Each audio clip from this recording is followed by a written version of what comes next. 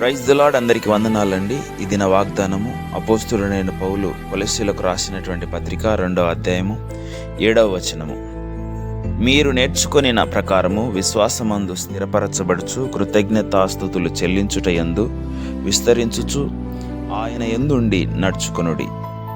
చూడండి ప్రియ సహోదరి సహోదరులారా, ప్రభు అయినటువంటి యేసుక్రీస్తు ప్రభుల వారు ఈ దినము మనతో మాట్లాడుచున్నటువంటి మాట, మనం వినుచున్నటువంటి వాక్యం మన హృదయంలో నాటుకొని వైదొలిగిపోకోకుండా, పడిపోకోకుండా, జారవిడుచుకోకుండా అనునిత్యము ఆయన నామమునందు మనము స్థిరపరచబడుచు నడుచుకొనమని ఈ దినం మనతో మాట్లాడుతున్నాడు. ఎక్కడ పడిపోతున్నామో, ఎక్కడ వైదొలిగిపోతున్నామో, ఏ మాట మనల్ని దేవుని యందు, దేవుని పరిశుద్ధత యందు దూరపరుస్తుందో ప్రతి వాటిని విడిచిపెట్టి అనునిత్యము ఆయనకు సాక్షిగా నిలబడేటువంటి కృపను కలగజేసినటువంటి గొప్ప దేవుడు యందు మనము సాక్షులుగా మార్చబడుటకై అనునిత్యము విజ్ఞాపన చేద్దాం. Thank you God Jesus. అందరికీ వందనాలు.